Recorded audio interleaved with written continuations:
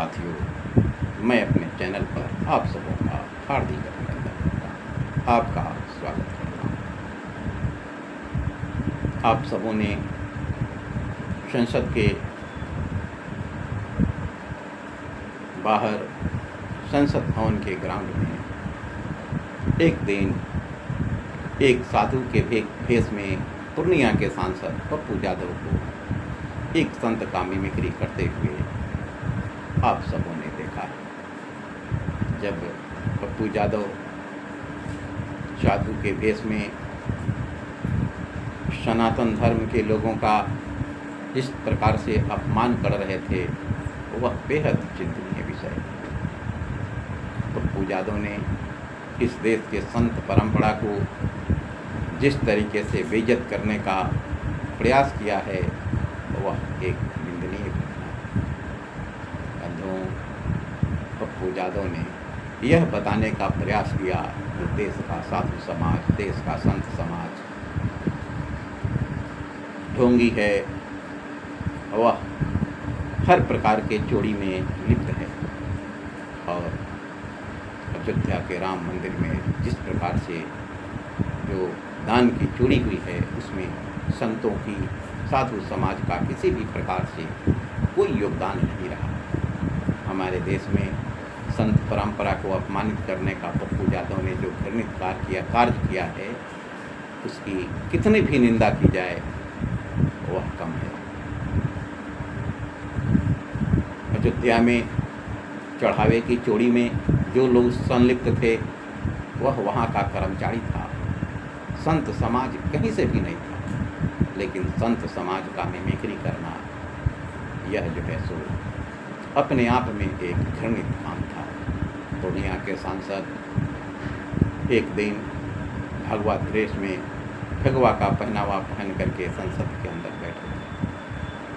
भगवा धारण करना संत और तपस्वियों का काम है, चोर और उचक्कों का नहीं।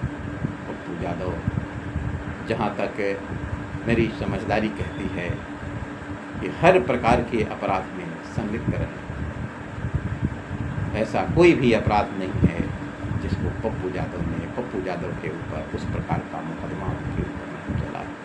पप्पू यादव के ऊपर जो मुकदमे हैं, उनकी यदि गिनती की जाए तो उनकी संख्या मैं समझता हूँ कम से कम 3 दर्जन से ऊपर तो जरूर केस बिहार के विभिन्न जगहों पर दर्ज है। पप्पू यादव ने संत परंपरा को अपमानित करने का जो घृणित काम किया, उसको लेकर के देश का संत समाज काफ़ी चिंतित है और उसके इस व्यवहार से अपने आप को किसी भी तरीके से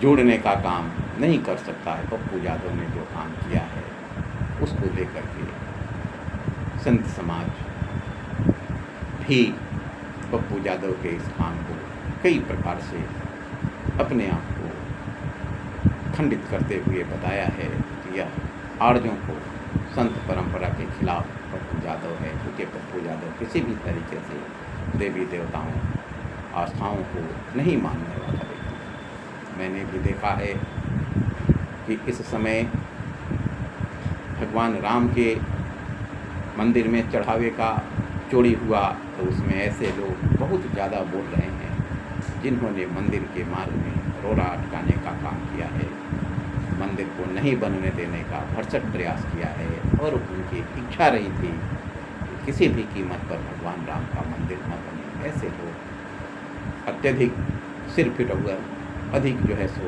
बोल रहे हैं, उनको इस प्रकार से नहीं बोलना। सपा के मुलायम सिंह यादव एक समय में मुख्यमंत्री हुआ करते थे। कार सेवकों के ऊपर जिस प्रकार से गोली चलवाने का पाप किया था, उसका खामियाजा आने वाले लंबे समय तक उनके बेटे अखिलेश यादव को भोगना पड़ेगा। और आज चंदा चोरी के नाम पर राम भक्तों से अपना स्नेह दिखाने का जो ढोंग रखते हैं, वह कहीं से भी उचित नहीं है। उत्तर प्रदेश की जनता निश्चित रूप से आने वाले चुनाव में उनको भी सबक सिखाएगी और सत्ता से निश्चित रूप से उन्हें दूर रखेगी। इस प्रकार से मैं